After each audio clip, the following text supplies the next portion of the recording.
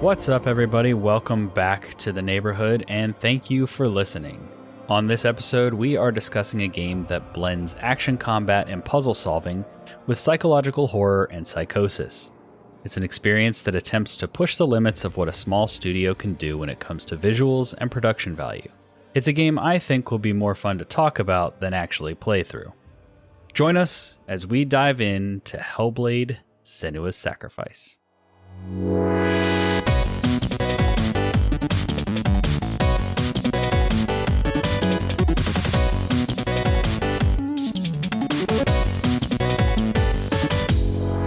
Welcome to the podcast where two longtime friends and sometimes a guest talk about their favorite games from the perspective of an average player. My name is Andrew Kimball. And I'm Dylan Wren, and we are your friendly neighborhood gamers.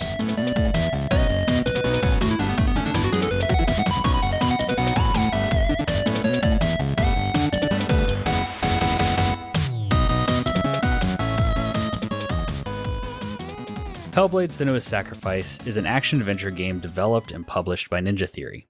Set in a dark fantasy world inspired by Norse mythology and Celtic culture. The game follows Senua, a Pict warrior who must make her way to Helheim in order to rescue the soul of her dead lover from the goddess Hela. Self-described as an independent AAA game, Hellblade: Senua's Sacrifice was created by a team of approximately 20 developers. The game blends different gameplay mechanics and concepts like puzzle solving, psychological horror, and melee combat. The game's narrative serves as a metaphor for the character's struggle with psychosis. As Senua, who suffers from the condition but believes it to be a curse, is haunted by an entity known as the Darkness, voices in her head known as Furies, and memories from her past. To properly represent psychosis, the developers worked closely with neuroscientists, mental health specialists, and people living with the condition. Sounds like a fun time, huh, Dylan? You know, I played it with headphones, and I thought it was cool. Nifty. I don't know what that says about you, but we'll circle back around to that after we introduce our friend of the show. Calling her a guest seems a little bit not quite accurate. Aubrey is joining us on this episode to help us discuss this unique experience. Aubrey, how's it going? It's going good. I think I would describe myself as a recurring guest star at this point. And I also played it with headphones. And I don't think I would describe that as nifty, but it could be among the words I would use to describe it. Yeah. He doesn't know what to do with any of that. Right. Well, it's a good transition to explain why they recommend playing this game with headphones, why that is a big deal for this particular game. But I feel like before we actually start talking about it, I'm going to explain the structure of the episode. It's going to be our typical deep dive structure. We're going to have a spoiler-free section of the conversation, talking more about gameplay and visuals and, picking apart that independent AAA label that was put on the game, things like that. And then we'll give a spoiler warning. There'll probably be some music. And after that, we'll go into all of the story stuff and, the ending and breaking down our favorite or least favorite moments, stuff like that. And I feel like that's a good thing to get out of the way before moving into the conversation. I guess after the spoiler section, we'll give our verdicts. So there'll be another break. There'll be timestamps in the podcast description if you want to skip the spoiler section and go to our verdicts, where we'll rate the game on our classic F&N Gamers review scale, patent pending. All that being said, yes, headphones.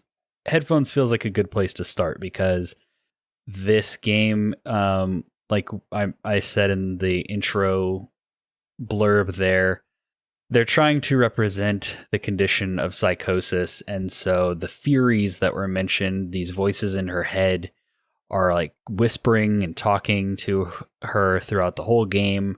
The game also deals with there are certain sections where a beast is hunting you down or whatever, and you're kind of listening for which direction it might be coming from. The voices, they would record the voice actresses running past the mic as they whispered or shouted, and so the audio would swirl around the microphone. And so they recommend for the best, most immersive experience to play with headphones. I did not for a couple of reasons. One, I'd never play with headphones just unless I'm playing multiplayer. It doesn't really fit my lifestyle currently. It's hard for me to like put on headphones and block everything out. And also because this is a game that borders on too scary for me. Like I'm already kind of at my limit, and if I put headphones on, I probably wouldn't play through certain sections. Yeah, I have famously said that I played it because I thought it was Horizon Zero Dawn.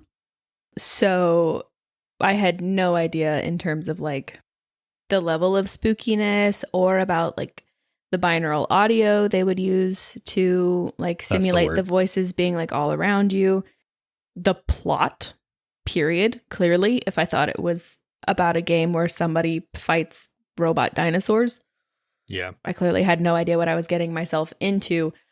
By the time I was like, this is not the experience I was expecting it to be, it had hooked me on my first playthrough. So I saw it through. But I did not do it with headphones the first time I played. But I did do it at our parents' house, and they, at the time, did have a surround sound setup. So there was enough of the voices are coming from different parts of the room that it was still... I feel like that's almost worse. Kind of. Then it's like in the room with you as opposed to like, I know I'm wearing headphones and like it's in the headphones. Yeah, it took a lot because I am a like one ear off the headphones kind of person. Like I'm even doing it right now as we're recording. Like I like having that environmental awareness. And so it was a concerted effort on the second playthrough to keep both on and to not default to that and taking it off.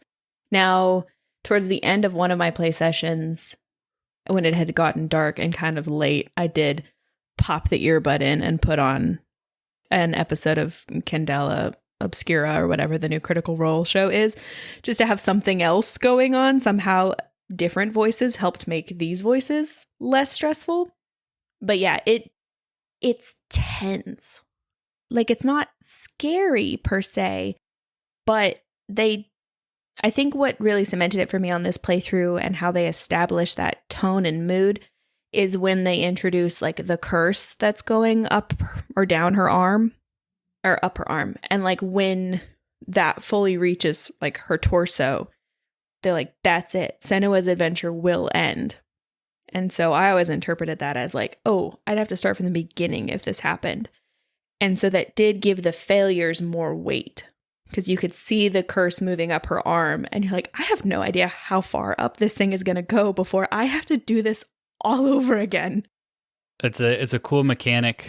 I got it all the way up to my like shoulder this playthrough because I died a few times. One of the things on this playthrough I dealt with was quite a few glitches that I didn't remember having the first time. Like there was one boss fight in particular where I died, and when I came back, Senua came back in like her walking around and exploring stance and not her sword drawn stance, and so I just stood there taking hits and couldn't do anything. You couldn't like enter combat. No, I couldn't. Ooh. Yeah, so but she wouldn't die either. She kept standing back up, and so I had to like quit to the main menu and then come back into the game, and then that reset it. But was it the like the one in the mountain? Yeah. Because that glitched for me on my first playthrough where the model wouldn't, like, it doesn't play super well, like, anyway, because, you know, they're an indie AAA. So there's some clunk to the way that it moves around in that fight. Because I'm big time evasion. I'm not like a parry and like hit again. Like my fighting style was get out of the way, then hit. And Senua could move much tighter than that boss could. And so sometimes I would get turned around just enough that the model would just like just flip around and like reset and be like, I'm facing you now. And it's like, okay. But yeah, that one, on my second playthrough, I realized that it didn't glitch the way I thought it did the first time I played, because I thought the first time I played it, it glitched and I just couldn't beat it. No, that thing is just a sponge. Like that boss is a test of endurance. Mm-hmm. Yeah. And we'll get more into the bosses specifically later. I ran into no glitches. I didn't think it was that spooky. I had a decent time with this game. So that was my experience. I think I know what boss you're talking about. That was one of 2 times that I died in the game. And that was the only time I died where it was non-scripted. And it was because I forgot that I could parry when I fought that boss, and then I parried and kicked his ass. So, all right, Mr. Dark Souls player. Well, it was because it's a big sort of bestial boss, and so I don't know why I just assumed you couldn't parry it, and then I was like, wait a second, what am I doing? And then I tried parrying, and then I was like, oh, okay, you can't just parry this. We're fine. But yeah, I had a good time. I don't think I ran into any glitches, but I don't know. I played the game almost exclusively between the hours of 11 p.m. and 1 a.m. in the dark with the headphones, since everybody is letting you know how they played it. And it's a you thing, though. Yeah. And it was I knew what the game was when I went into it.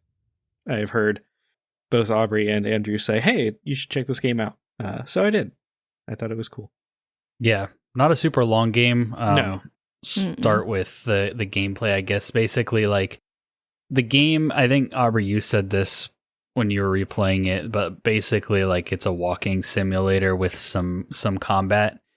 And yeah, my husband described it as that. Yeah, there were definite times, like, I held left bumper the whole time I was playing this game because I was relieved when I remembered how to sprint. And then she jog. can jog, with like left bumper if you hold it. And even that felt slow sometimes if I ever had to do any like backtracking or anything. So yeah, it is very much like slowly walking through environments and doing environmental puzzles, a lot of which are very trippy or like presented in kind of a unique, it's a lot of like perspective change kind of puzzles. Yeah. Well, so the puzzle mechanic is like lining up in pieces of the environment to make patterns, because something that affects people with schizoaffective disorders and psychosis inducing disorders, they see patterns where neurotypical people would not see them. And so that was one of the like, oh, that's her superpower, is like when she would see the imprint of that one character's like face on the stone or on the trees, and they would talk to her, like that was one of the symptoms of her illness, and how that like manifested in the gameplay and how they incorporated that into the gameplay, which is a pretty cool way to incorporate that specific thing about the condition, the illness. I'm not sure what like the preferred terminology for this particular, we'll call condition, would be, but so you would line up the environment to make out the patterns and shape of Norse runes that would then unlock parts of the level, so you could then move on and continue walking.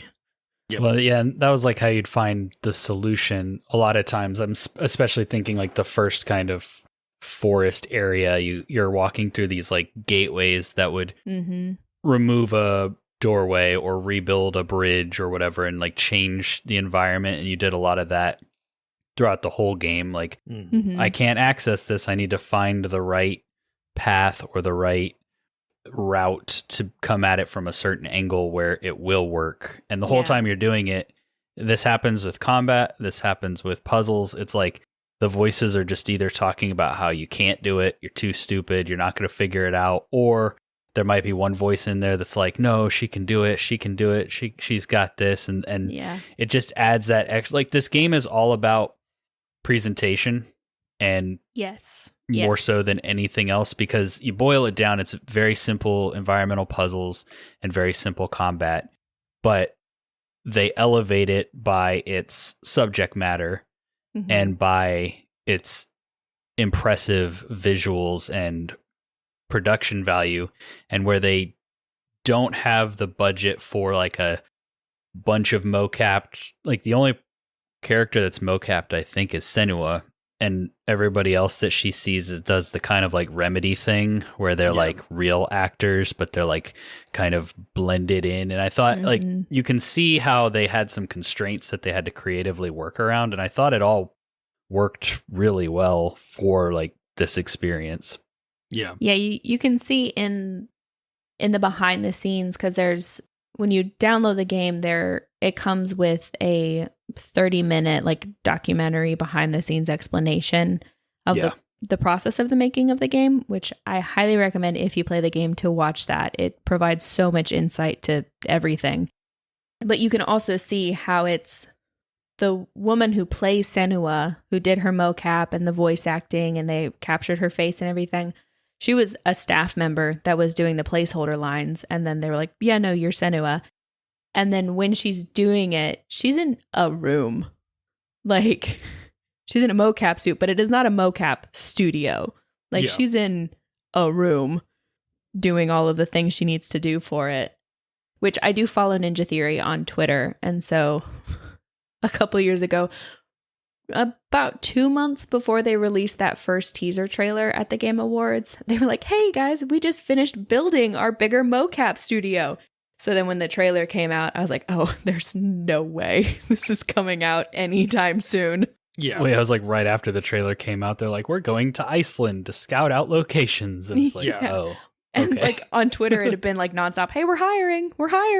Yeah. It's like, okay. Yeah, I know, Dylan, you have some thoughts on the combat. I personally think the combat was fine. I think the reason that I like it is just the fact that it exists. Because if this had been a solely run and hide kind of like horror experience, I probably wouldn't have enjoyed it at all. But because appreciate that. They give you a sword and they let you fight enemies and like actually have some control over how those encounters go, that as like the type of player I am makes me feel a little less nervous going into like new environments or whatever, because, you know, it's well established at this point horror is not my genre. Yeah. So I like that it's there. I think it's deep enough for what this game is, but it is, again, like I said, everything is kind of simple, and it's the presentation that kind of bumps it up to the next level as a whole package. Yeah, I would 100% agree. I thought overall, like the game itself is really cool. The presentation is very cool. The environments looked great. I really liked the very cool stuff they were doing with like the binaural audio and the just kind of story of psychosis and everything. Like you said, the combat sections I was not the biggest fan of. Some of that I think is due to just like time and place of where I am playing this game. As of recording, Andrew and I have just come off of Dark Souls month, and so I was playing a lot of like From Software, like action RPG with very like refined combat, and then I played Hellblade, which does like a parry thing and like attacks and stuff. And I was just kind of like, okay, like I've come off of a thing where it's like, here is like a crafted level with these crafted enemies and like encounters and stuff that you're doing. And the combat that just feels amazing. And then I came to the Hellblade, which is like kind of a monster closet sort of thing where it's just like, you will fight like 12 monsters and we'll throw them at you like 2 or 3 at a time, and they'll just keep popping out of thin air until we decide you're done, which I just don't like that as a mechanic in any game. I like being able to like pick and choose personally how like I like be able to see the encounters and decide how I want to engage with them. But then also just like the combat was very much just like, okay, parry and then do the heavy attack and you're dead, and then parry and do the heavy attack and you're dead. And so I found myself personally wishing, I was like, man, I really wish there was more of like the walking around puzzle solving story stuff. Like I would like more of that. And I've played a bunch of games where it is like fighting is not the option. Fighting is not the answer. Like running away is the answer. And so I personally would not have minded if it was just kind of like way more of like oh, here's something that you need to run away from or get away from.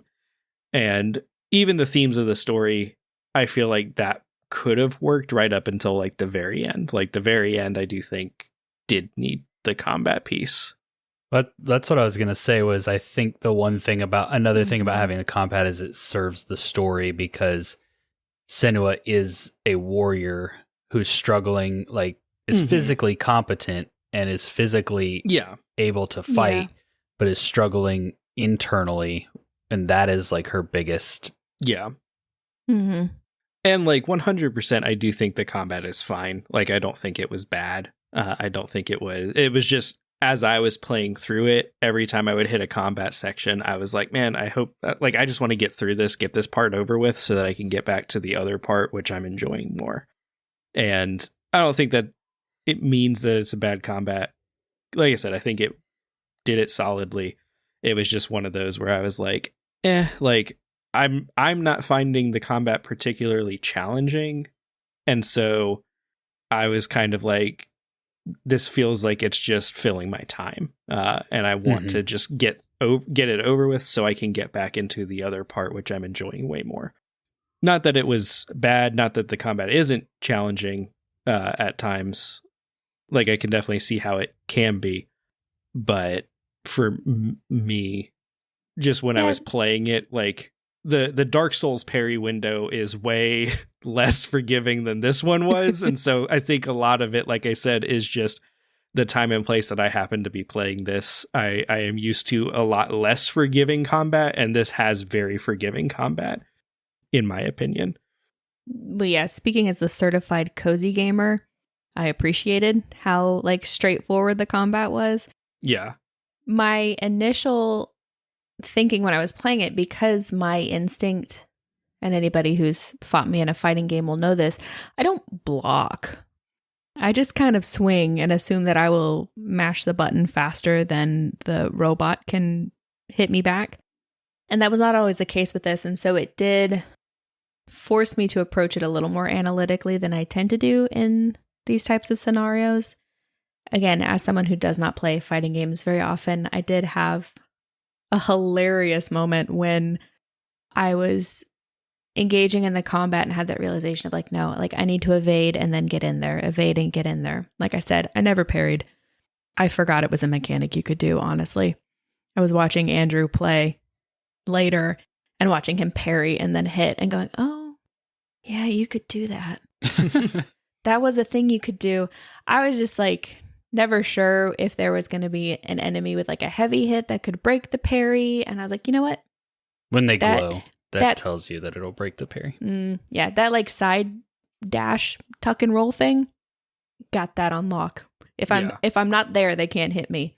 Right. And watching myself roll around and then swing and hit and then roll around and swing and hit, I was like, maybe I might like a Souls-like. Mm-hmm. I mean, I played Baby's first Souls-like, let's be real. But the more I thought about it while you were describing it, it does remind me a little bit of the Arkham games combat style. Yeah. Where you hit basically the same buttons to chain combos, and there's your heavy and your light attack. Yeah. And then sometimes you just have to dodge or get out of there. You just don't have batarangs and smoke bombs in this. Well, and the parry works more like the counter in those games, in like the Arkham games, than it does like a parry in a Souls game, because you do have that kind of forgiving window like you do in the Arkham games. Like if they're anywhere in that swing animation, you could press the counter button and the game would like, because they wanted the combat to flow. That was the whole point of those games, was for it to like free flow and get these ridiculous like streaks going. And this, I feel like, this borrowed more from that or like Shadow of Mordor than it did from Souls. Yeah, well, and right down to like later on in the game, it starts introducing like different types of enemies. And so you have like the dude with the shield. And so to get the dude with the shield, you either have to parry or dodge like a heavy attack, or you can do a like kick that I did kicks his shield out of the way, and then you can attack him. And then they've got like the big dudes with the big axes that you pretty much can't parry. I think there's like one attack they do that you can parry, and then there's like some guy with two axes that you have to like parry and do something. You have to like break them out of the darkness or something, because you get that special You get the ability mirror. that you have to weave into combat. There's, I think, and, you can just, with the special sword, you can just parry them, and if you get a parry, it'll break them out too. Yeah, that works too. Oh no, I dodged around until my little meter filled. Hey, never parry. I think that was intentional. They wanted to make sure that the combat didn't hold people back from experiencing the story. I think narratively, you could have had a game and the story would have been just as good, where Senua only fights the bosses and has the like big encounter at the end, because that is kind of like, that's her facing her demons. Yeah, but like I did, and I want to be clear, I do think the boss stuff was good. It was the little like minion combats that annoyed me. So. I just think that you couldn't throw people right at the boss. Like, they have to play with the combat enough to be able to defeat the boss, and so they're kind of in this like, not quite a catch-22, and ultimately like it is a video game too, so like having gameplay in there's not bad. But yeah, I am curious to see what they do with the sequel, just based off some of the trailers and stuff. It feels almost like their goal is to integrate combat. I feel like they want everything to feel like a cutscene, but you still be actively playing it, is kind of like the vibe I'm getting. And so I don't know if it will be like traditional combat sections, like gamey combat sections like this game had, or if it'll be more like glorified QuickTime events, or who knows? I'm just curious to see if they change it up and how they do. Yeah, because that's something you and I were talking about, I think a couple nights ago, was like, you know, if it ended up as like more of like a Telltale, or like a whatever the studio is that made The Quarry, Supermassive, right, type of QTE cutscene type of thing. I hope not. I wouldn't mind that personally as much for like the just regular combat. But again, like that's me coming, like I think I was coming to this game for something very different. Like I was coming for kind of the little bit spooky story and the psychosis and the, you know, the puzzle solving. I wasn't really coming for the combat personally. So yeah, I feel like just more of everything would be good. If they could tune up the fighting more, have more puzzles, and there be less time where she's just walking through a scene being, you know, like reminiscing, or, you know, being told some old Norse myth, or like, because you're just sort of, again, it's like, you know, a walking simulator. So they're like walking around and then having the story fed to you, which is not bad per se, but it's not a strong active gameplay. Well, just from the slice we saw in like the announcement trailer and like the gameplay trailer thing they showed off, like there are other characters in the world, like there are NPCs doing stuff with her. Like she was in that battle against the giant and everything in that one slice, and that is, I mean, there are like big set pieces in the first game, but nothing like that. Yeah, that is nothing where she's got like an army with her or something. Yeah, so much greater than what we have here. I'm curious. That's what I'm most curious to see about the next game, is like seeing her play off people in the real world, because it's, I mean, we'll talk about it in the spoiler section, but it's very confusing intentionally in this game, like what's real and what's not. And so in the second game, it seems very much like, no, she is interacting with other people in the world and stuff. And so I'm interested to see how that all plays out. I had a really annoying bug towards the end of like the biggest, or maybe like second biggest combat section, kind of after the lake, where it was when they were throwing like multiple heavies at me, and it was like my camera was locked on to something that wasn't there. And so it kept like pulling my vision. Basically what ended up happening was I was looking at Senua's face. So no. Trying to fight. Yeah. I ended up beating the encounter and it like reset everything, but I was mostly just blindly rolling and blocking and when I could, and using the like special meter to stun them, because that does make you kind of OP when you have that ability. Oh yeah. But I was getting really frustrated during that. So I was like, what is happening? I was like, is this like, because the game is so weird that I couldn't remember if this was like a weird thing that happens to like force you into a next section or whatever. But then when I managed to like stay alive and beat the combat encounter at reset, I was like, no, that was a bug. That was a glitch. Yeah. Now, that was one thing I didn't enjoy about the combat is the like the way that they would lock on to an opponent for you. And so you'd move the camera stick and that would like shift you onto another enemy. And especially later in the game when you've got multiple ones coming at you and they've all got different kind of fighting styles and come at you with different timing, the ability to not have my head on a swivel, but I'm like snapping to whoever I'm going to fight. And then that is who I'm going after. Like I couldn't have my eyes on the guy behind me while I'm beating up the guy in front of me. And that was frustrating. I actually liked that part because the game did something cool where like the voices in her head would be like they would give you like an audio cue of like look out or whatever, and if you hit the like parry at that moment, it would parry the attack. See, I didn't know what direction they were coming from, so I couldn't roll out of the way effectively. Yeah, like if you were primarily rolling, I can see how it would be a very frustrating thing. But if you were parrying, like it is a cool thing because like her voices are like, "Hey, parry now," basically, and you auto parry. It would switch you to the one you just stunned, and then you could attack it, which was I thought a kind of cool mechanic. We've talked a lot about combat. We've touched on some of the puzzles. What did you guys think of like that half of the gameplay? I liked it. I thought it was cool. I liked kind of what they did with most of the puzzles where it was kind of like sort of reality bending a lot of times. Yeah.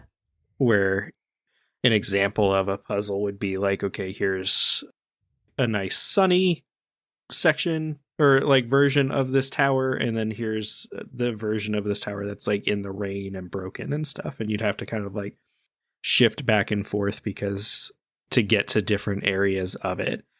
And sometimes like the door would be blocked, but then you could shift to the other side and you could unlock the door, and then the door would be unlocked in the other version of the world and stuff. And then you're kind of moving around, like we said earlier, to find those runes. And so I like, and it's not like you're just having to like kind of hidden. It's not like whenever you get into kind of the right spot, there will be a bunch of runes that start floating around your character. Mm-hmm. And so you kind of know, okay, here's the area I need to be in. Let me kind of look around for something that looks like the rune. So it's not like you're just kind of spitballing at the wall, like kind of, I don't know, everything kind of looks like an M. At this point, like, except for the one where the shadow casts on the ground and then you're standing on the ground and you're getting all the runes and you're like, I'm not seeing the weird F. Where's the weird F? And you've actually got to go like in and around the structure and like you're standing on the weird F. Yeah. So for the most part, though, I did like most. There was one in particular that I was just like, I don't know what I'm supposed to, like, I got stuck in it, and it was the tomb labyrinth thing. Mm-hmm. Like, or the burial mound. And it was like, I got to like the end of it and found where like the locked gate. And then I kind of like went back and went a different way. And like, I guess I just didn't go the way that I needed to go. Because it's, you would go into a room, there would be two directions you could go, and like one of those directions would kind of just reset you. And so I guess like I went through enough where I was just kind of like, I thought the way that I was supposed to go was the way I had already been. And so I kind of just wandered around in that section for like 10 minutes. Like, I don't know where I'm supposed to go. Yeah, I think the idea of that one is like, you're supposed to follow the screaming or whatever, because you're looking for Dillion, which is a terrible name, by the way. Hearing them say Dillion over and over, it's just a silly name.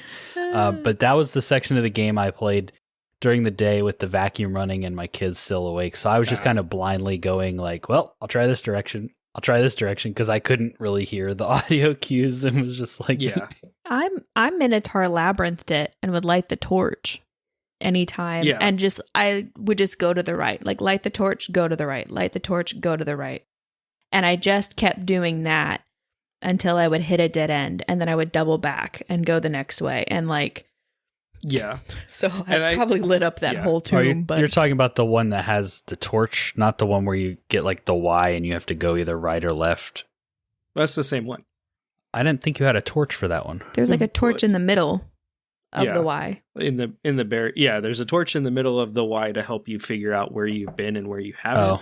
And I thought I was doing what Aubrey was doing, but I apparently like didn't go right one time. And then it like sent you down a whole new track. That threw my whole thing off. And so I was like, but I've been this way before. I don't understand. And the voices in her head were not helpful. They were just kind of like, well, because they started saying You'll never like, get out. Well, no, they were like, look around. What's different? And I'm like, nothing. Nothing's different. I've been here before. But because they were saying that, I'm like, oh, okay, so something's changing. And so I started like walking through looking for a change. And I'm like, am I just stupid? Like, I don't see a change here. And so the voices kind of threw me off, which they probably were supposed to, honestly, for the purposes of the game and the story. But yeah, it was one of those things where I was just like, they were telling me a hint, I thought, but I don't really know that the hint, like either I just didn't understand the hint or it was intentionally meant to be vague and confusing because the game is kind of messing with you. So. Yeah, they do establish pretty early on that like the voices aren't looking out for you per se. Like sometimes they are. And like one is usually encouraging, but a lot of the time like they're just pulling in all different directions. And so it's pretty easy to fall into that. Just tune them out. Just tune them out. Yeah. Yeah, I liked, I guess, kind of my last thought on the puzzles. I liked how each one was a little different. Like they were all kind of like environmental manipulation, but I mean, there was some that were like very Plague Tale of like travel through the light. If you don't have light, you know, bad things are going to happen. There was the one I hated that was like pitch black and like trying to imitate blindness. Like that's my least favorite part of the game. They were like, feel the wind, and your controller would vibrate if you were going the right direction. And then they were like, listen to the brook, and you would just kind of like... Well, yeah, that part was like fine. Stick crow things started showing up. It's when the like creepy enemies were there. Oh, okay. I've never been caught in that section. Like I've never walked into one to see what happens, but it still always is just like, this is the like horror game scenario I don't like. Of you are powerless. There's some sort of creepy enemy that I have to kind of sneak around, and then if I get caught, it's going to be like a jump scare or something and a reset, and I'll have to do it again.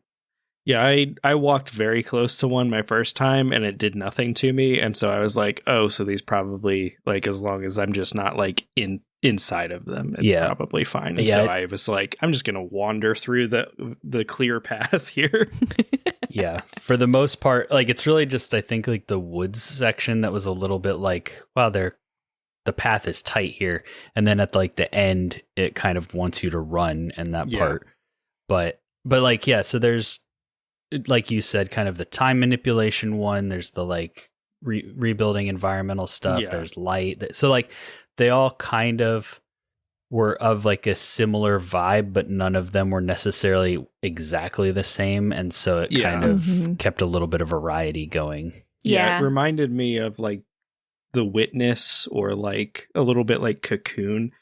Each section had its own like little gimmick, and it was confined to that section, and it's just kind of like, okay, here is what you do in this section, and there you go.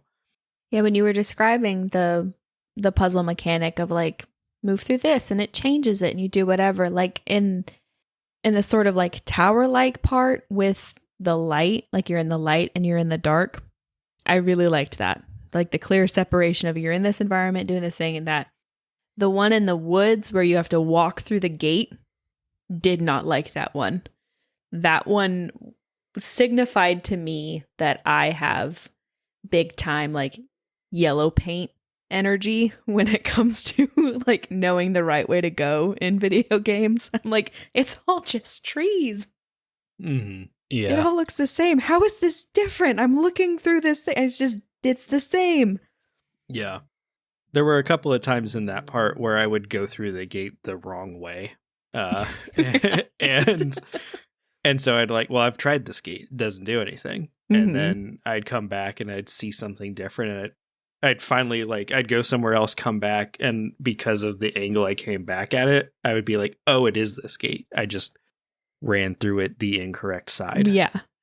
Which is a cool layer. It's a cool puzzle. And it's like, it's not complicated or even that hard. You have to be paying attention to it, which I'm not good at doing in video games. Yeah, well, and there was not one that I felt like I needed to look up. To me, that's always kind of a sweet spot for puzzle games, at least for myself, is like, I like them to be challenging enough that I feel like I've kind of accomplished something when I did it, but not so complicated that I have to look up what the heck I'm supposed to do here. And I feel like Senua's Sacrifice hit that, where it was not like like they were doing enough that it was kind of like, okay, I figured out like I need to go back and do this and change this and, go this way. But it was never to the point where it was like, okay, I'm stuck. I'm lost. I don't understand what I'm supposed to do other than the labyrinth. But I just started going the opposite way and figured it out. Like I didn't have to look that up. Yeah. So. Like you always knew clearly enough what they wanted you to do that you could figure out how to do it correctly. There was never a moment of like, clearly I'm doing this wrong. Like what am I missing? Yeah, I just had one instance with that like light and dark one where the door wouldn't open. Like I had to stand in a very particular sweet spot. And when the door didn't open, I thought, well, I must have missed something. But then I would like make the loop again and again. It was like, there's nothing else here. And so I finally like opened the door. I looked that one up and they're like, yeah, once you do this, this, and this, open the door. And I'm like, I tried that. And so I went back to the door and it was like, once I had her standing in the right spot, she like actually went through and opened it and then I was able to progress. But that was just probably another more little of like a bug. game bug. Yeah. So, anything else you guys want to say in the non-spoiler section, or are we ready to move into spoilers? The music was cool. I liked the music. I don't know if it was like, I know the trailer and the stuff that they've done for the second game is all like Hela Lung or something like that.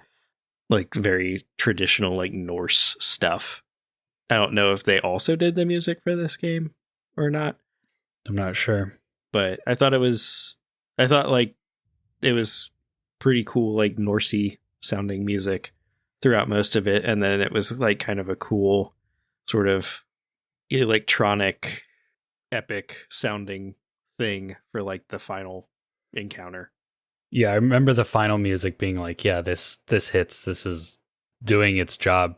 Yeah. But I didn't really notice the music too much throughout the rest of the game. It might have been headphones as well. Like, I don't know how loud the music, like the background music was, but there was kind of like a droning, chanting sort of situation throughout a lot of the game that I thought was kind of cool. So, yeah, I was sitting here trying to remember the score and nothing was popping. But also, I beat this game like a month ago and like haven't picked it back up, whereas Dylan finished it recently. So that's probably kicking around a little fresher. I will say, spoiler, early this morning in the wee hours. I will say, spoiler free, the story is good, and the way that they deliver the story to you and the characters. Senua is obviously built to be a sympathetic character, and I think they deliver that really well while not victimizing her. Like, she's someone going through something terrible and has had a very rough life, but at no point did she feel, I don't know, I never felt like it was a woe is me, look how pitiful she is kind of a thing. There was always, like, they wrote her character so like well enough that there was a resiliency to her that it was like, no, we're getting through this. Yeah. I think the story falls in line with the rest of the game in that it's simple, somewhat predictable, like from point A, point B, point C of the storyline. Like her goal is simple. She's on a journey to do a thing. She's going to try to do that thing. But again, it was like how they presented it, the layering in of the like Norse mythology, the kind of don't know what's real and what's not. It was, again, the presentation and the production value that kind of elevated that story and that experience above just like, yeah, her boyfriend, who was like the only person that ever supported her, died, and she's trying to bring him back. And she's going to go do that and go on a journey. And it's like, yeah, that's pretty straightforward. But the way that they present it and the way that, yeah, there's like the one guy kind of narrating the Norse mythology stuff, and then there's the female narrator that kind of almost seems like it's Senua's thoughts maybe, and then there's the voices and then of course there's just all the trippy stuff of like, is she in the real world? Is she in her mind? Did she, obviously she didn't die here because I'm still playing, but like, yeah, and we'll talk about it in the spoiler section, but like, I'm curious to hear what you guys think happened and what the ending means, because it's, when you tell a story like this, there's a lot to unpack. So yeah, I think we can probably go ahead and move into that. Like I said, there will be timestamps below for when we come back for our verdicts, but for now we're going to move into spoilers for Hellblade.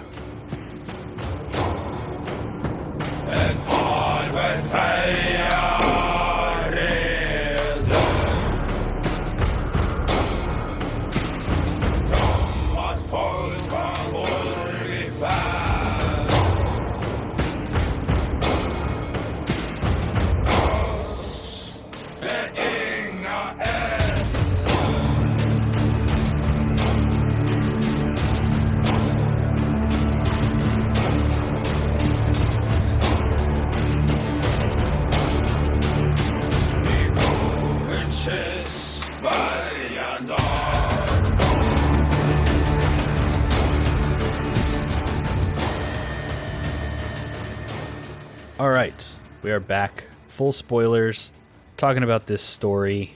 I mean, the main thing for me is what happened in that ending. Yeah. Like I meant to go and watch some videos for like some story explained or something, get some other perspectives, but like Senua makes it to Hell, and Hela is there, but she's kind of this like faceless, personalityless, like monster, almost like mannequin like. Yeah, there's this being of fire and ash and stuff. Yeah, and so Senua, like the first time I played the game, I fought for forever because I was like, same. eventually I'm gonna beat this. Yeah. But this time I knew, like, eventually I was like, I could keep going, but I'm ready for this to end. So I like just let them beat me down. Because you fight like 3 waves where you the first 2 waves you beat everything and you progress forward. Then you get to the 3rd wave and you just keep fighting, and you're like on the same platform as Hela. So I'm like, well, eventually I'll get to fight her. And you don't. You just fight until you can't anymore. But for some reason, for this combat section, you're one-shotting the basic enemies. Like all of a sudden you're like really powerful. And so even if the combat was simple before, now it's like, you're cutting through God swaths mode of them. Yeah, you feel like you could, if you just kept going, eventually get through all of them and get to fight Hela. But all of the voices are telling you, just give up, just stop, and that, but like, especially when the first time I played it, like big time triggered the don't tell me what to do. We're right here. We're about to do it. Like, come on. And yeah, it was, I don't know how long I did it the first time. Right around when we were talking about doing this episode, I saw a TikTok of someone who had been live streaming the game, and she was like, no, we're going to do it. And like fully like 17 minutes of her just going through that whole thing before chat was finally like, no, like you can't, you cannot, like it can't be done, kind of a thing. Yeah. But yeah, that instinct to just like, I mean, because especially after that, gosh, what is he, like Fenrir or whatever that thing was under the mountain? Yeah. It was such a damage sponge and was such a test of your endurance. For the next boss, like technically to be Hela and these waves of enemies, was like, well, you just tested my endurance with Fenrir. I spent almost as much time fighting Fenrir as I did those waves of enemies just because of the nature of that fight. And so it didn't feel like, I don't know, which is the point. Yeah. Well, and I think I spent like 20 minutes like fighting these things. And like probably after about 10 minutes, I was like, I bet I'm supposed to die here. And so there was a little bit of me that was just like, I wonder how long it will let me go. And it definitely starts throwing like Hela starts doing stuff that like puts you in like one more hit and you're dead mode. But because I was parrying so much, I always just had full God same mode or whatever. And so it was just kind of like she'd put me in one more hit and you're dead. I would hit right trigger and then I'd kill everything. And then it would, kind of restart the cycle. And it was just like one of those, and like there was a part of me too for, the first 10 minutes or so of it where I was just like, well, every one of these sections has felt longer than it needed to be for me. So I was like, maybe this is just the epitome of that, where it's just longer than I think it needs to be. So long. Yeah. And then, like you said, eventually the voices are like, just stop, just give up, just, let her kill you or whatever. And I'm like, okay, so like they're clearly saying that's what I'm supposed to do. So now I'm just going to be like, it's kind of like the end of Halo Reach, where it just gives you the like survive mission and you have to try to stay alive. It became that for me, where I was just kind of like, yeah, I'm just going to see how long it takes. And eventually I was just kind of like bored of it, and it threw like 5 or 6 of the big axemen at me, and I was just like, yep, I'm not interested in this anymore. It kind of reminded me of Plague Tale, some of the similar themes. But so then when it's telling you to let go, and when you let go, Hela stabs you with your own sword, and then you get this like really trippy cutscene at the end where Senua is up in like it's not just like a cliff. She's in like a it's like Hela's castle or whatever. Well, she's like in like a wooden structure. Yeah. And I think it's like one of those big ships on the beach. No, you're in that tower. That yeah, you're in tower. It's because tower. There's a pan around shot after you get up and walk away from your corpse, where you're holding Dillion's head and then you let it go off the top of the tower into the ocean. Yeah, well, in the cutscene, it's Hela that does that, and then it shifts into like... Right, that's what I was going to say, is like at first it's Hela who like walks to the edge and she lets go of Dillion off the edge, and then it like pans around and like Senua is saying, like she's monologuing over this, and then it pans around, it's her, and she walks back out, and on the ground is Hela's body. And that's the part that's like, that's obvious symbolism. There's like something they're trying to communicate here, and I don't know what it is. Like, the voices are still there. They're like, oh, we're still here with you.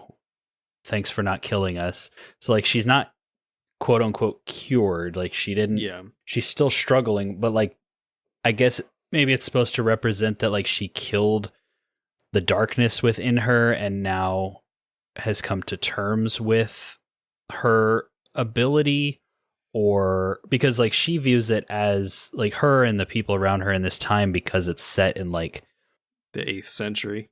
Yeah, like the 8th century, they view it as like she caused the plague. It's like black magic, that kind of stuff. Mm-hmm. And so some people see it as like, oh, you have this great power. Like Dillion was trying to tell her, you have gifts, you're special. Whereas a lot of people like her father were saying that she was the cause of like all these problems in their village. And so I don't know if this ending is supposed to represent like her just kind of owning it and coming to terms with herself and maybe like defeating the darkness aspect of it, but she still has like the Furies, like the voices aspect, or like something is dead and she's alive walking away, but I'm not sure exactly what it was trying to represent. I think because initially they felt the same way about her mother, because it is often like passed within families and you inherit the condition. Her mother had it as well, and she was generally considered, to be a good thing in the village. Like, they didn't revile her mother until they did, until probably there was some sort of paranoia that seeped in, or, something bad happened, or, it progressed and got progressive, worse, and with the paranoia and kind of stuff like that. And when she was no longer, it's maybe a little soapboxy, but when it became inconvenient for them, her condition, then it was like, oh, you have this darkness in you. Oh, this is, whatever. And then that was how they reckoned with that change in her. That was how they explained it away, of a progression of the paranoia that can be pretty common with schizoaffective disorders. And just probably the recurrent trauma she experienced in her life, just existing as a human being in that age. That was not a great time to be alive. So, because when her mother got bad, they eventually burned her at the stake, which may have also been was definitely very traumatic for Senua, and may have also started to push her hallucinations and the voices into a darker place, and then doubling down with her father telling her, oh, you have the darkness in you too, and it's going to destroy you and we have to get it out, and we're going to abuse you to get it out. That continued to spiral. And then Dillian helped her a ton by just accepting who she was and embracing those parts of herself and talking about how it made her a good warrior and giving her a purpose and helping her externalize her existence versus internalize it the way that her father made her do. And then massively traumatic event when the Norse wipes out her clan while she's away on a trip, which she did say that the darkness was getting bad and she had to go do this trip out in the wilds on her own in order to defeat the darkness. And then she came back from that and, they'd ripped Dillian apart and sacrificed him to Hela. They flayed him. Yeah, that obviously triggered a massive psychotic episode and led to the events of the game. So you think that the game is just a psychotic break, and then the end is her coming out of that and learning to let go of Dillian? Or do you think it's her overcoming the whole, obviously she's not cured, but she's now kind of found some balance in general from this experience? Or do you think that this was just the game is just a break that we got to witness and come out of the other side of? I think I'm landing on it was a big psychotic break, and carrying Dillian's head around was very triggering for her in a very literal sense. And so she was continuing to put herself back in that place of guilt and pain and the negativity and the hurt and everything to perpetuate the hallucinations, the paranoia, her mission, her purpose, and her attempting to reckon with it as much as she could with the information that she had. And then when she let go of the head of her lover, who was killed in a horrific way, and was able to distance herself from that, I think the being able to do that and not see that and resolve herself of the guilt helped clear the psychosis in a big way, if that makes sense. Yeah, no, I can see that. I guess maybe I was getting caught up more in the fantasy side of it than what is actually maybe there. Because that's my other kind of question is is this 100% happening in her mind? Or was she out there hitting trees with her sword or killing animals or fighting the Northmen? Yeah. Yeah. Well, and I think that's the tough thing I think it's intentionally left vague, because I think you could kind of, like Aubrey was saying, I do think that coming back, finding her village and like her boyfriend basically like slaughtered and everything, I think triggered sort of an episode. And, whether from that episode she just goes catatonic and it's all just kind of stuff playing out in her head, or whether she's actually like going somewhere and is just seeing it differently, experiencing it, perceiving it differently than we all are, I think is kind of up to your own interpretation. I don't know that they've ever definitively said like one way or the other. I know I don't believe that she went to Helheim and, did all of these things. I do no, right. know whether there was something that... But she could have climbed up a mountain. Yeah. Well, like when she was fighting Fenrir, was she fighting a wolf or something? And it, she was just perceiving it as Fenrir. I don't know. Right. But like I was kind of taking it as like, okay, so she has a lot of childhood trauma. She watched her mother burned alive in front of her, which she kind of dissociated from and did not remember that part of herself until at a certain point in the game. Like it's kind of like she confronts the darkness, which reveals to her like, oh, okay, that is what happened. I did witness my mom dying. And throughout the entire thing, like her dad and a lot of people were saying like, you are cursed, you are, evil, that sort of thing. Like there is an evil inside of you. And so I was kind of taking it, not only as like a journey through grief where, obviously she found her dead boyfriend and is, learning to accept his death and not blame herself for his death, but also in that kind of taking, like working through some of the trauma and learning to accept herself as well. Because a big part of it is kind of like she left the village, she went away because she thought she brought a plague to it. And so the whole reason she was gone was because she thought she brought death to it. And so since Hela represents death, I guess you could interpret it as like she no longer thinks that she's causing this death. She no longer thinks that she's cursed to bring death. And so she got rid of Hela and she has accepted the death of her boyfriend.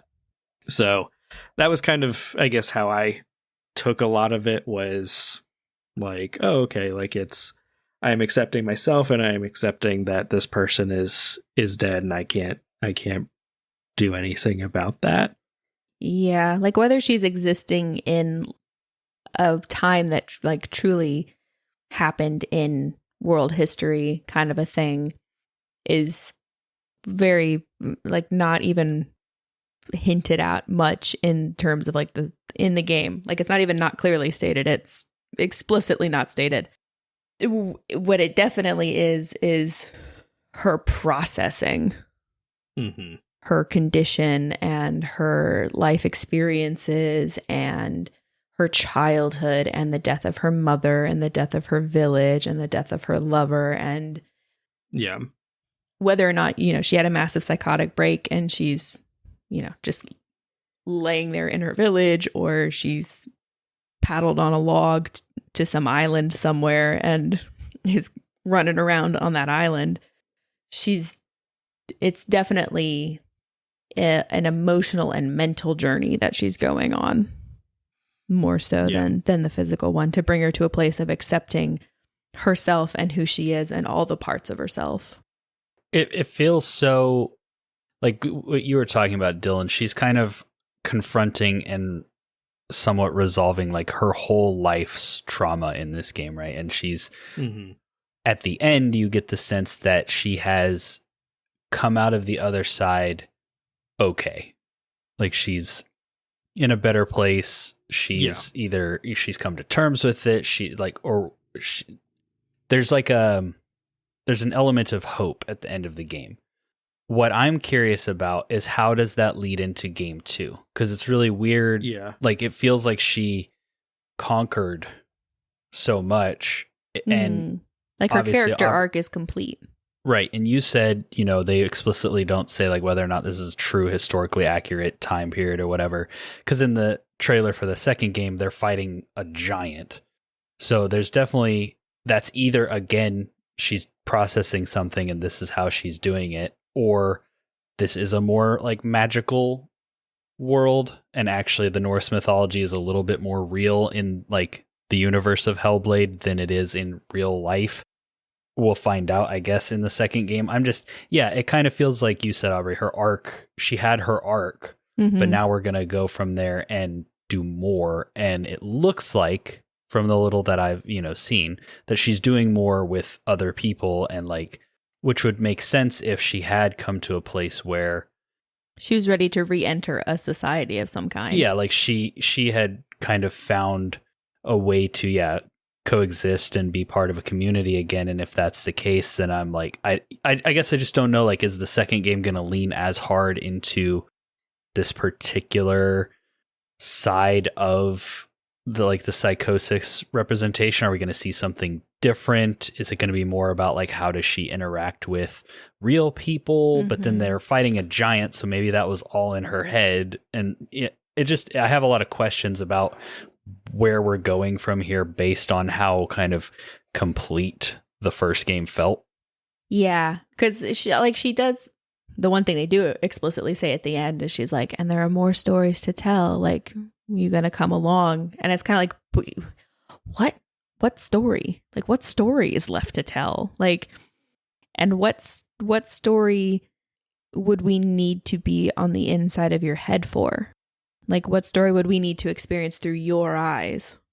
Right, yeah, because I don't necessarily think that they're gonna go like the cheap video gamey route, but like Dylan was saying, if Hela represents death, then like, what do the other Norse gods represent? Like, is she conquering, like, does she need to fight Loki to overcome some other demon inside her? And like, is that kind of how this series will go? Is like, we're going to take Norse mythology, but we're going to use it as a representation for like internal struggle and specifically people who are living with psychosis. I mean, I don't know if they would, if that makes sense to do it that way, or if, it's not long. We have to wait because it comes out later this month. But I like, after revisiting the game, the ending kind of just struck me of like, she feels like it'd be kind of the annoying video game thing, but like on a whole nother level if you like start Hellblade 2 and then it's like, all right, and now we're going to undo all your progress that you made in the last game and you're breaking again, Yeah. I mean, to state at the top very clearly, I don't think that the only story you can tell about or with somebody with a schizoaffective disorder can just be, and here's the story of the time they had a massive psychotic break. But also, it does feel like that's what they set out to do in the first game. Right. And so if they were to attempt to recapture that tone, I mean, progress is not linear. Just because she's made her peace with this doesn't mean she's not, invincible to backsliding. Right. Like none I said, of us have an issue she didn't with that. get cured. Yeah. Yeah. But then, it also would kind of feel like kind of cheapen the victory, the very confusing victory at the end, if we start the next game and it's an immediate backslide. I really have no idea what they're going to do with the next she game. Lost her boyfriend, she lost her dad, or her whole village, she lost her mom pre that. So it's like they have to kind of set up something else for her to lose if she's going to like, if that's going to be the kind of factor that sets her off again or whatever, is because right now she's kind of starting from square one again, it feels like. I mean, as far as we know, she never actually interacted with any Northmen, so maybe she does finally interact with the Northmen and it's like, oh, there you actually are, I have issues with you. Well, and it's tough too because it's like, I don't know what you like, where you go from here, because I'm very much in the same boat as you two, where it's kind of like, that felt like a complete story. Did we need a second one? And like, I'm sure that it'll be great. Like, I'm sure that they're like, this doesn't, the amount of effort that they put into portraying psychosis in a meaningful way leads me to believe that they're not just going to be cheap about like, oh, well, we decided to make a sequel because we want to turn this into the next Uncharted.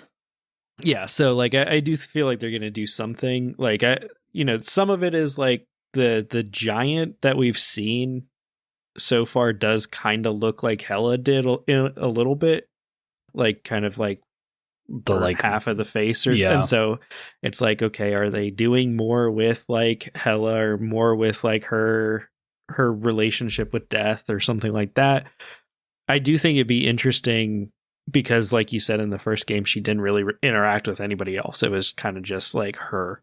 I do think it would be interesting now that she's like allowing herself to accepting herself more to kind of take a look at like, okay, now how does she function in society? You know, like, yeah, because it is, you know, like she's still potentially going to hear those voices. She's still going to potentially see, you know, visual hallucinations. And so it's kind of like, okay, so if she's a warrior and she's out and she's like trying to fight things, like maybe she's trying to fight real things, but is also seeing things that are not there, or is like, this is her interpretation of what these things kind of like, this is how she perceives them or something like that. Yeah. How her brain reckons with like, oh, there's an army coming at us. This feels like such an overwhelming force. It's a giant coming at us kind of a thing. Yeah. And I think, you know, it could be an interesting sort of, I don't know if the studio would do it, because I don't know if this gets into like where it's becoming like fetishization or something of it, but it's kind of like, you know, we are talking about 8th century times, you know, like she could get in with a group that views her condition more as like magical powers or mysticism or something like that. And so it's like, maybe it's taking a look at, you know, like that aspect of things. Right. I could potentially see something like that. Like find people that want to kind of use and manipulate her because of her abilities. Yeah. Especially if they've never interacted with someone with like a schizoaffective disorder like that. Yeah. So it is kind of like a, you know, like I definitely think it could be as simple as like, okay, something else traumatic happens and, you know, we're set down this path again. Has to go on another journey. Yeah, well, and because, you know, that is something too that is very common with any type of mental illness is, you know, especially chronic, where it is not something that you just go on a little journey and get over, you know, like it is a much more real representation of, okay, something else traumatic happened to you and now you were having to overcome all of this again. Like that is a much more world accurate depiction of mental illness. This is Hellblade. And I'm unclear if her dad is still alive or not. Like it could be a confrontation of her dad, potentially. Yeah, I know they explicitly say Dillion's dad died, but I don't remember them explicitly saying that her dad died. I feel like they throw him in to some dialogue about like, you know, my dad, your dad, the whole entire village, like something like that kind of line. But yeah, they could probably pretty easily be like, oh yeah, I made it out. I'm still here. Yeah, because like her dad was the voice of the darkness, like the darkness voice in her head. If she overcame that, but then runs into him, like he is still alive and she is confronted with, well, he's still alive. I could see that being like something that they have to address. Yeah, it's very interesting to speculate. It's definitely going to be more interesting for the next month until the whole world knows and they listen to this episode again and they're like, wow, they were so off. I feel like we have raised some interesting questions based on this game, though, so hopefully it's still fun to listen to. But is there anything else you guys want to talk about, like this game in the spoiler section before we move to our verdicts? I liked Druth a lot. Oh yeah, we haven't even mentioned Druth. We should probably talk about him. Yeah, I mean, I mentioned that he was one of the voices that like gives you the Norse like lore, but I didn't say his name or break down what he's about. Yeah. Yeah, he's kind of like the wise old man voice. Yeah, I think he was a wanderer she came across when she was like trying to get rid of the darkness initially. And he was a former slave of the Northmen. So he was able to learn their language and learn all of the stories. So as she's making her way to Hela, like that's where she got the concept of Hela from, was him. And so as she's fighting, was it like Yerger and like Shadow and Fire, basically, whoever those two are, like the Surtur was fire. Yes, Surtur.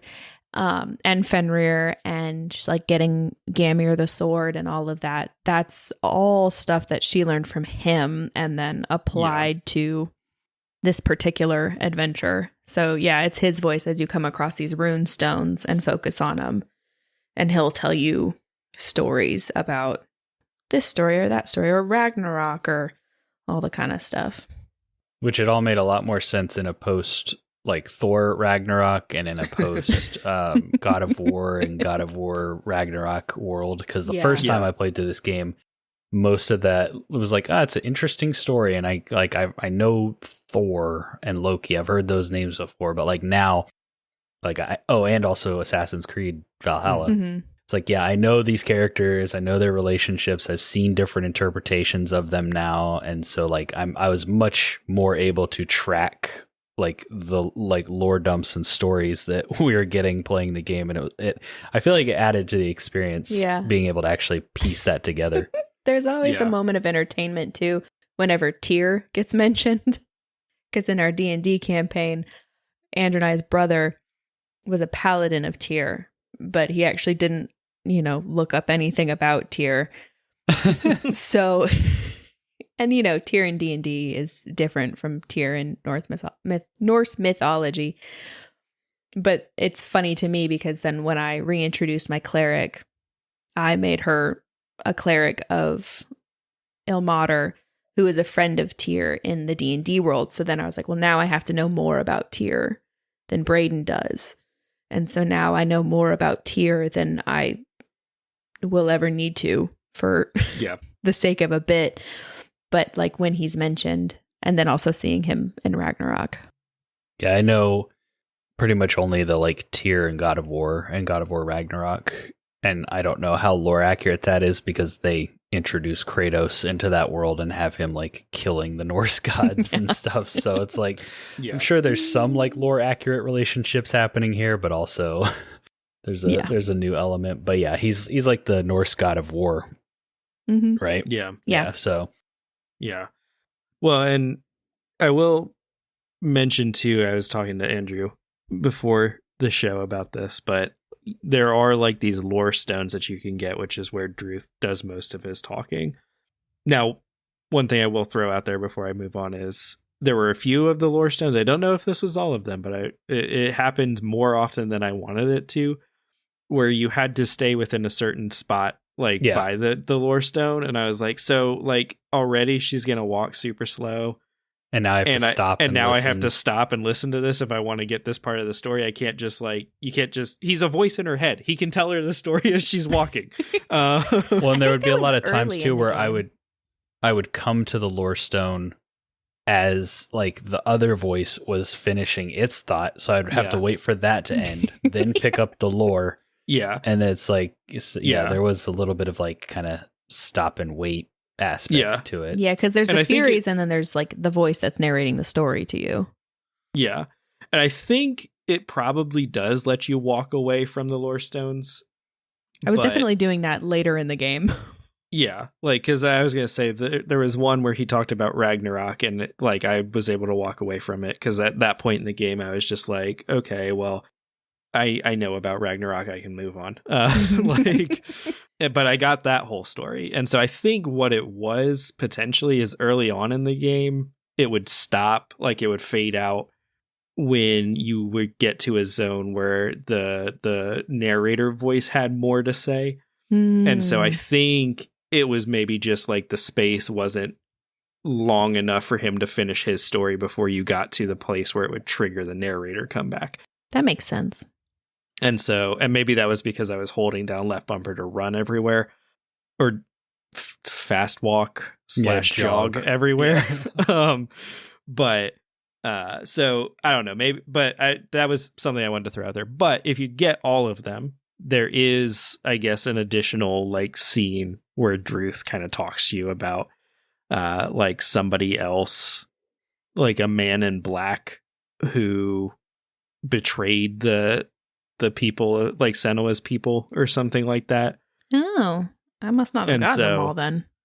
No, I know I didn't get them all, but I do feel like he does mention a betrayal just in the main game, but maybe get more context for it. Yeah, because like I've got it pulled up, and there's like 2 paragraphs of like what he says, and he talks a little bit more about it, which again could lead into potentially like what they are.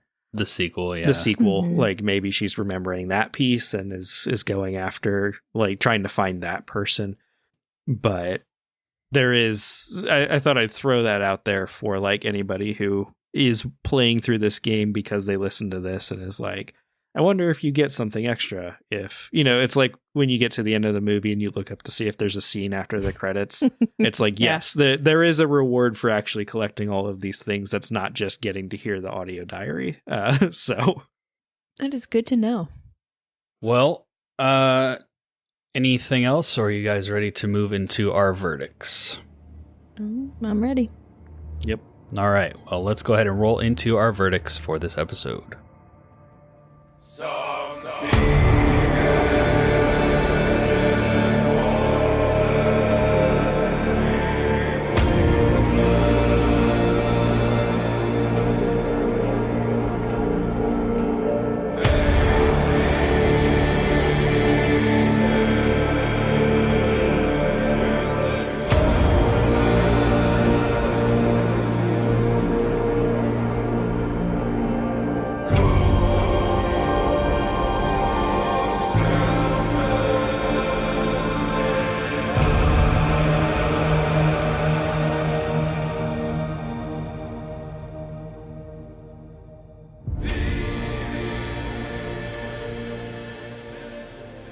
All right, we are back out of spoilers, and it is time to share our verdicts for Hellblade: Senua's Sacrifice. So how we rate games is with the classic A through F scale, but even better than A is S tier. S tier represents a masterpiece, while F represents hot garbage.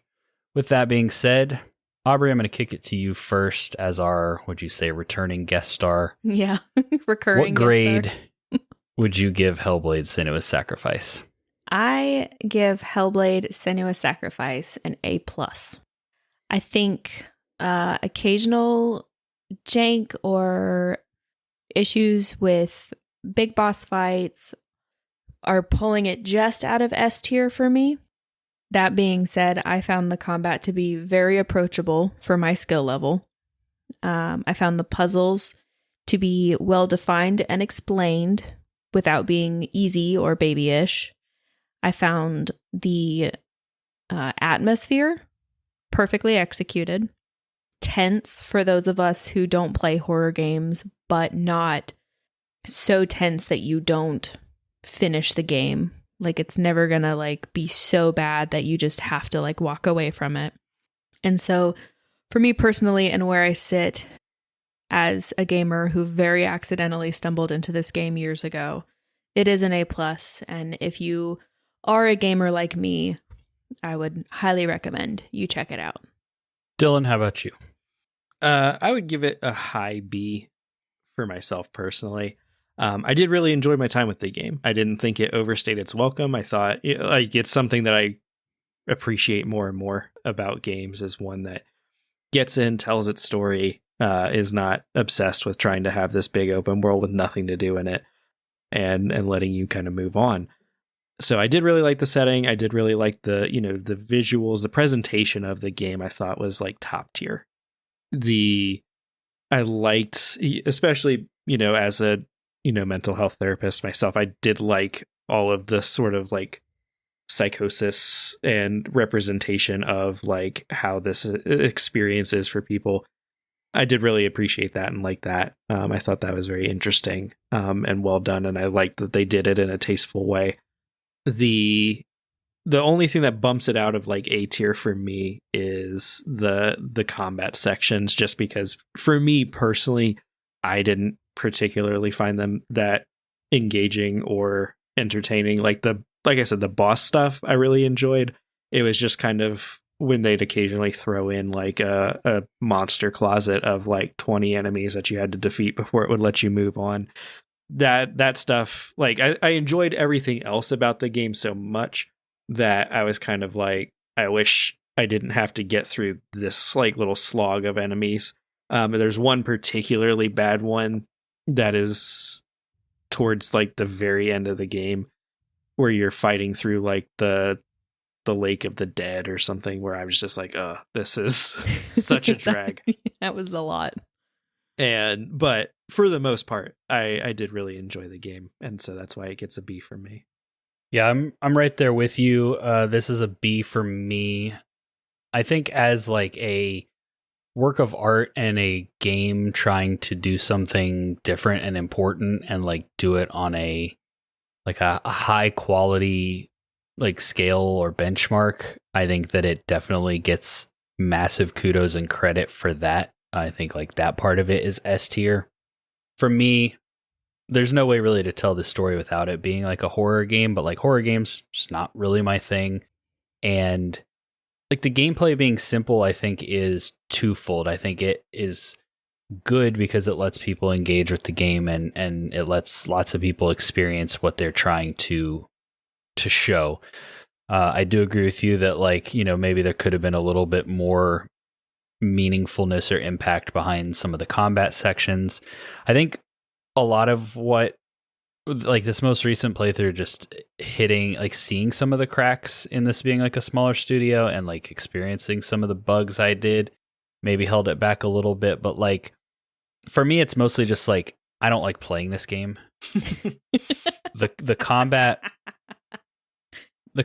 is like it's my crutch that I like I mentioned earlier. I like that I have a sword and can fight things because I don't feel completely helpless. Yeah. But other than that, like the game it's designed to make you feel uncomfortable and it works on me. So like it's not one of those games. It's similar to like how people talk about like The Last of Us Part 2 or especially 2, but like both Last of Us games where it's like it's a high quality experience that I don't really like. I probably when I beat it the first time thought I'm not ever going to play this again. But then I did. I mean, it helps that it's short. Like you were saying, Dylan, it's like if this was a 30-hour experience or something, I probably wouldn't have played it again.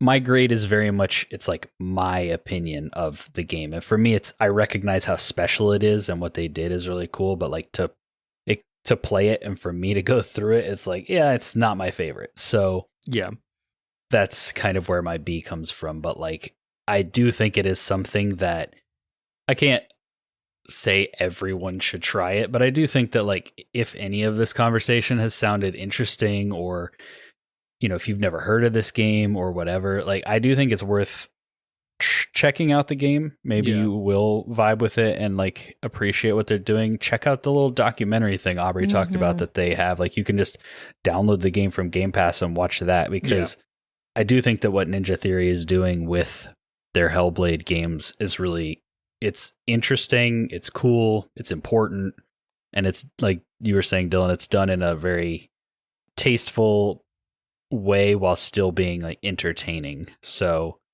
it's just kind of a unique experience in like the gaming landscape right now that I do think is worth telling people about, and it's worth checking out for yourself, especially if you have Game Pass, you have super easy access to it. Yeah.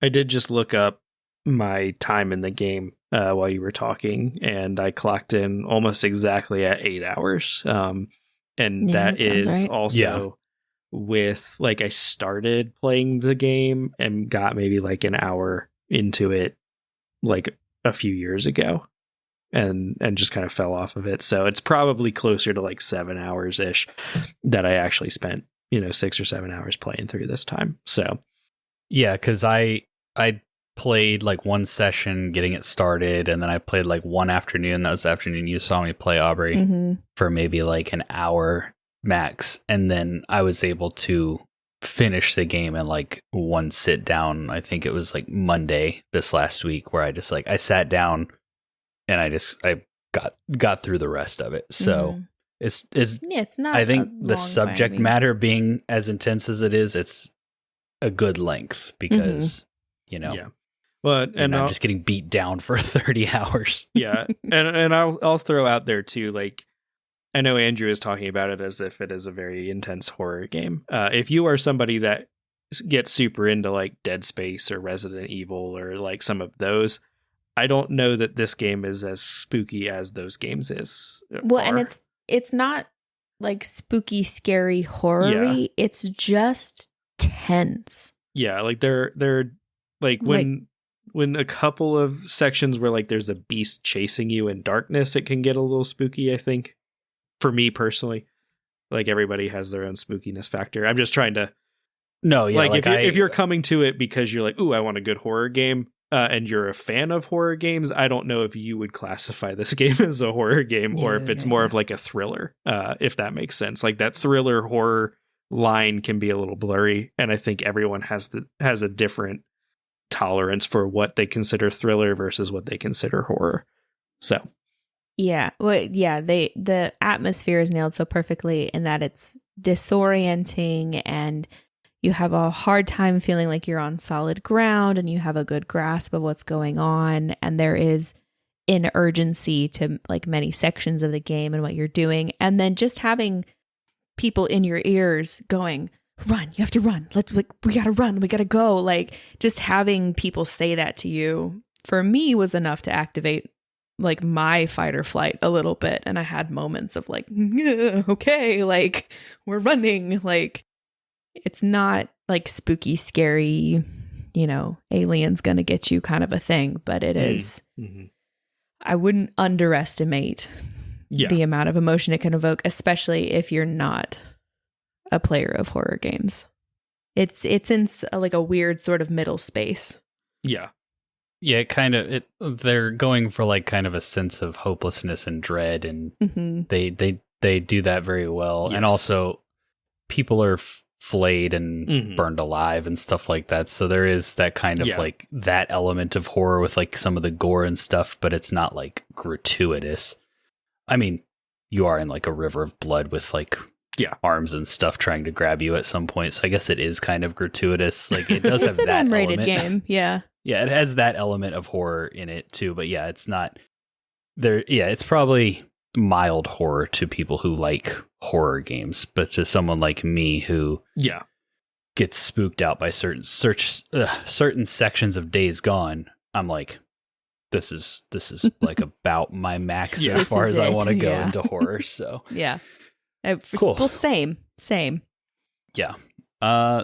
That'll be it for Hellblade for now. We will definitely be talking about the sequel whenever we get around to playing it, because it's on Game Pass and we can all play it day one for our subscription price. So thank you, Phil Spencer. Moving into housekeeping, Aubrey, why don't you go first? Is there anything that you want to mention here, plug, anything? I mean, you're not like necessarily a content creator, quote unquote, but I feel like I'll give you the platform and use it for what you want before we get into our shills. Sure. Yeah. Well, and I'll say this quickly because A, it's late, and B, my battery's trying really hard to die now. But one final point is that Hellblade makes excellent use of its medium. And that is like a broader conversation that we could probably have about video games as art and the way that they can use the interactivity, video, audio, all of that. I do think Hellblade is a story that is best told as a video game. 2, I'll plug Parents Guide to Gaming. I've got a review on there of Disney Dreamlight Valley, which I am not a parent, but I am an aunt and a medical professional with some training in developing. I didn't use it. I'm just trained in it. Yeah. I work in geriatrics, but I know things about kids. So that is a really neat side project that I need to get on the ball about helping Andrew produce more content for. Yeah, I need to remember to plug that more often. Yeah, it's definitely worth checking out. We throw reviews up there about various games. I'm really excited to just help empower parents to engage in the hobby of video games more. Because being a young woman, my first job was working in a dog kennel, but my second job was babysitting.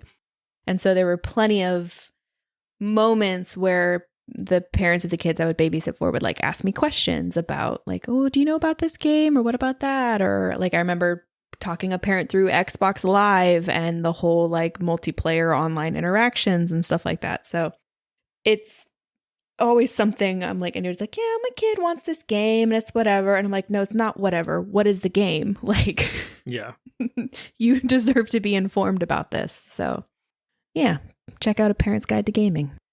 Yeah, we'd appreciate that. I have a couple scripts that I'm working on that are pretty close to being done. Some stuff in personal life has kind of pulled me away from that project a little bit, but I'll be trying to get back on it here in the near future and get some more content uploaded. But yeah, good plug, Aubrey. Mm-hmm. Dylan, what's going on our YouTube channel? I don't know, man. We're currently getting ahead so that some travels can happen. Yeah, so it's not really a fair question. I'm not really sure when this episode comes out off the top of my head.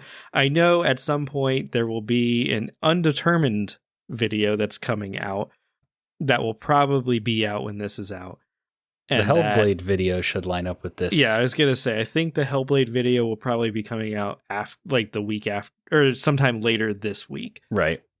And so if you listen to all of this and you want to see like a much more concise version, probably written and narrated by Aubrey with some like gameplay so that you can kind of get a feel for like what this game looks like in action, check that out.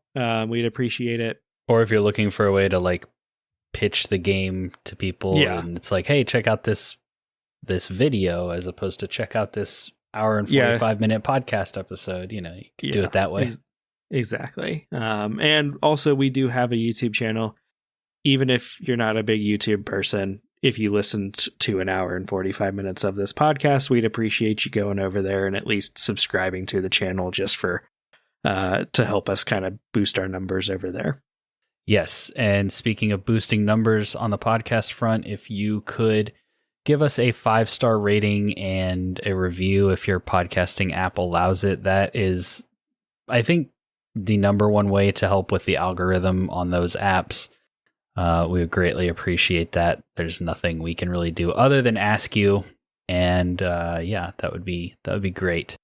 I may have to come up with some sort of creative way to get us some Apple reviews because they've been sitting stagnant for a while and I want to see some new ones on there. So I may brainstorm some ideas. But the other thing that I like to plug is our Discord server. That's the best place to come hang out with us. You can talk to us about Hellblade or anything else. Aubrey's in there. You can talk to her about cozy games. The link for that is in every podcast episode description. We are also on TikTok till it gets banned, and we're on X, and we are on Instagram. But a lot of that is for like promotion, and we do have some conversations and stuff over there. But for the most part, the best place to actually hang out and engage with us is Discord. So with all that being said, this has been our episode on Hellblade: Senua's Sacrifice. Thank you all so much for listening. We'll catch you on the next one.